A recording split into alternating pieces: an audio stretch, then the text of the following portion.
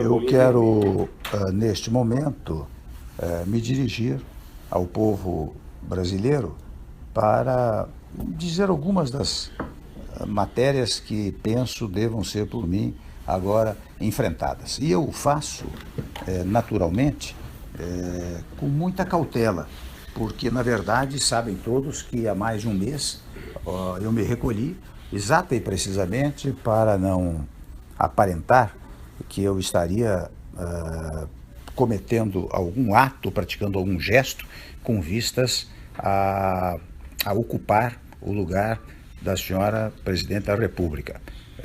Recolhi-me o quanto pude, mas evidentemente nesse período fui procurado por muitos que estão aflitos com a situação do nosso país. Mas agora, quando a Câmara dos Deputados decide por uma votação significativa declarar a autorização para a instauração de processo de impedimento contra a senhora Presidente, muitos me procuraram para que eu desse, pelo menos, uma palavra preliminar à nação brasileira. O que eu faço com muita modéstia, com muita cautela, com muita moderação, mas também em face da minha condição de vice-presidente, naturalmente de substituto constitucional da senhora Presidente da República. E desde logo eu quero afirmar que temos ainda um longo processo pela frente, passando pelo Senado Federal. Então todas as minhas palavras levarão em conta apenas a decisão da Câmara dos Deputados, portanto também as minhas palavras são provisórias, já que nós temos que aguardar e respeitar a decisão soberana que o Senado Federal proferirá a respeito desse tema, seja quanto à admissibilidade da autorização, seja quanto, ao final, o julgamento propriamente dito. Portanto, eu quero, neste momento, prestar uma homenagem ao Poder Legislativo, tanto à Câmara dos Deputados, que já debateu amplamente este assunto, como ao Senado Federal, que irá debater. E desde logo eu quero comunicar aos amigos e colegas homens públicos, senadores da melhor cepa, da melhor sabedoria, que aguardarei naturalmente a decisão, aguardarei respeitosamente a decisão do Senado Federal. Não quero avançar o sinal, até imaginaria que eu poderia falar depois da decisão do Senado, mas evidentemente sabem todos os que me ouvem que quando houver a decisão definitiva, a decisão do Senado, eu preciso estar preparado para enfrentar os graves problemas que hoje afligem o nosso país. E desde logo quero dizer aos que me ouvem que repetir, na verdade, o que tenho pregado ao longo do tempo. Os senhores sabem, os brasileiros sabem que há mais de 8, 10 meses tenho feito pronunciamentos referentes à pacificação do país, à unificação do país, porque é chocante, para não dizer tristíssimo, verificar os brasileiros controvertendo-se entre si, disputando ideias e espaços. Até aí tudo bem, mas quando parte para uma coisa quase física, isso não pode acontecer no nosso país. Portanto, ao dizer agora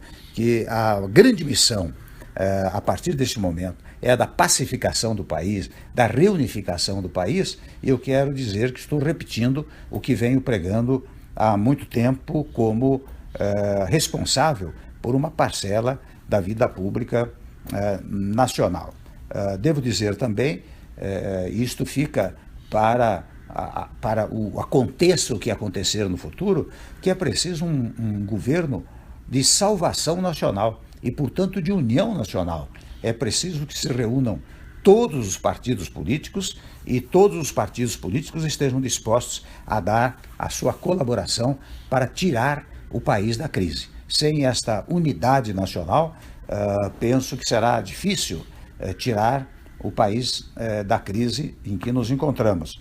Para tanto, é preciso diálogo. O fundamental agora é o diálogo. Em segundo lugar, a compreensão. E em terceiro lugar, para não enganar ninguém, a ideia de que nós vamos ter muitos sacrifícios pela frente. Sem sacrifícios, nós não conseguiremos também avançar para retomar o crescimento e o desenvolvimento que pautaram a atividade do nosso país nos últimos nos últimos tempos, antes desta última gestão. Então, é preciso retomar o crescimento. E eu não quero que isto fique em palavras vazias. Tenho absoluta convicção, como muitos me dizem, que a mudança pode gerar esperança. E que, gerando esperança, isto gerará investimentos, não só investimentos nacionais, mas investimentos estrangeiros, porque precisamos restabelecer a crença no Estado brasileiro, nas potencialidades do Estado brasileiro. Devo dizer aos que me ouvem que eu fiz muitas viagens internacionais no primeiro mandato e verifiquei o quanto os outros países que têm muito dinheiro em suas mãos querem fazer aplicando do Brasil, ou seja, querem acreditar no Brasil. O que aconteceu nos últimos tempos foi um descrédito no nosso país, e o descrédito é que leva à ausência do crescimento, à ausência do desenvolvimento, que faz retomar a inflação. De um lado, portanto, nós temos absoluta convicção de que é preciso prestigiar a iniciativa privada, é preciso que os empresários do setor industrial, do setor de serviços, do setor agrícola, do setor do agronegócio, portanto, dos vários setores da nacionalidade, se entusiasmem novamente com estes investimentos. Mas, ao dizer isto, eu estou pensando apenas naqueles que possam investir? Não. Diferentemente, estou pensando em manter as conquistas sociais obtidas nos últimos tempos.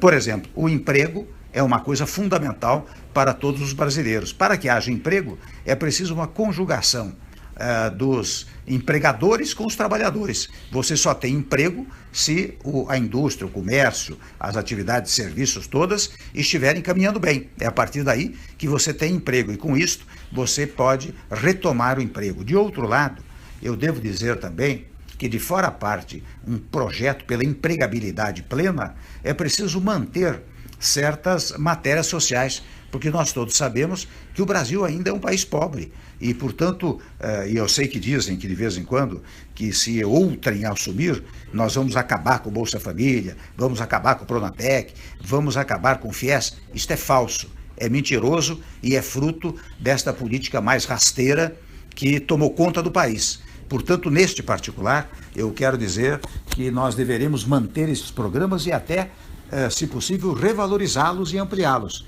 Até que, e isto eu quero deixar claro, o Bolsa Família, por exemplo, há de ser um estágio do Estado brasileiro. Daqui a alguns anos é possível que a empregabilidade tenha atingido um tal nível que não haja mais necessidade do Bolsa Família. Mas isto, enquanto persistir a necessidade, nós manteremos, assim como o Pronatec, FIES, ProUni, todos esses projetos que acabaram dando certo no país. Portanto, eu lanço uma mensagem àqueles que têm o capital e lanço àqueles que querem uma mensagem do trabalho e lanço uma mensagem para aqueles que sequer trabalho ainda conseguiram. É claro que nós vamos incentivar enormemente as parcerias público-privadas na medida que isto pode trazer emprego ao país.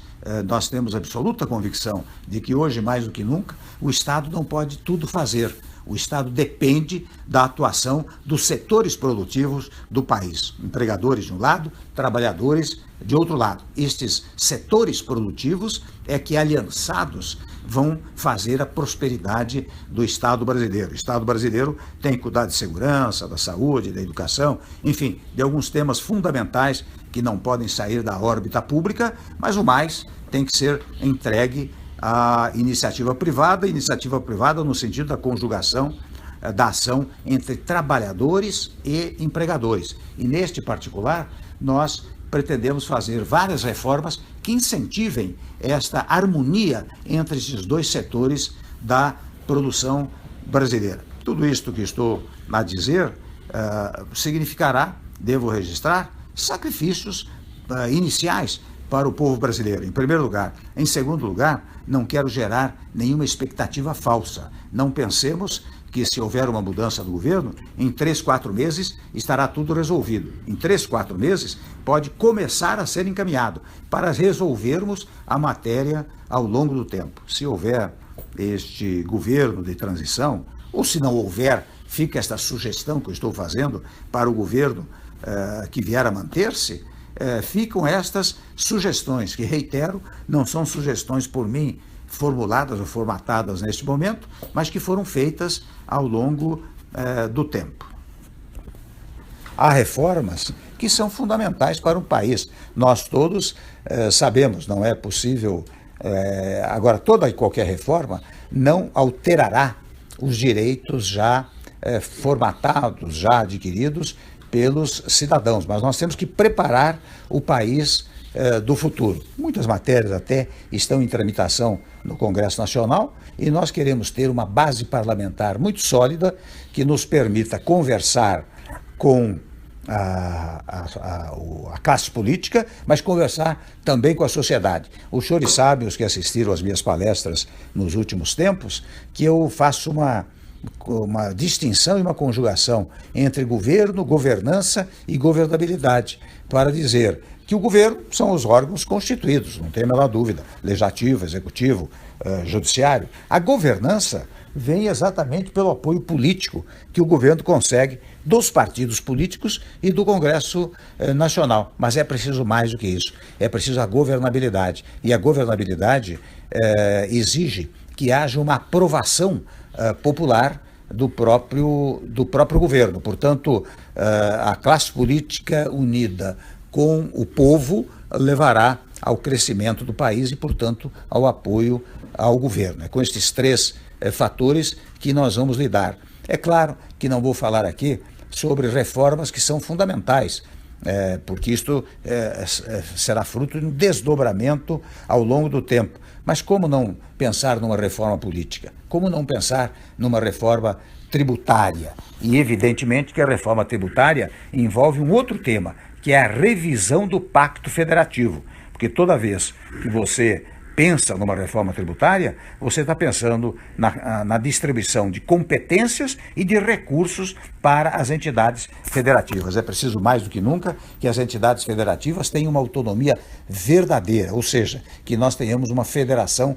real e não uma federação artificial, como tem acontecido nos últimos tempos. Sei, por exemplo, no tópico da federação, da grande dificuldade dos estados e municípios nos dias atuais. E há estudos referentes à eventual anistia, o perdão de uma parte das dívidas e até uma revisão dos juros que são pagos pelas unidades federadas. Nós vamos levar isso adiante, nós vamos estudar isso com muita detença e vamos levar isso adiante, porque a força da União também deriva da força dos estados e da força dos municípios. E a força destas entidades federativas depende da boa vontade e do apoio da classe política e do povo brasileiro. Há matérias controvertidas, como a matéria referente à legislação trabalhista e à legislação previdenciária, que nós vamos fazer com um grande diálogo nacional, onde nenhum setor será esquecido, nem dos trabalhadores, nem dos empresários, nem do povo brasileiro. Mas toda e qualquer modificação que vier a ser feita será para garantir o futuro mesmo daqueles que já recebem salário, daqueles que recebem aposentadoria. É nestes termos que nós vamos trabalhar. Ou seja, o diálogo de um lado e a conjugação de esforços de outro lado serão os alicerces, digamos assim, do nosso trabalho. É esta manifestação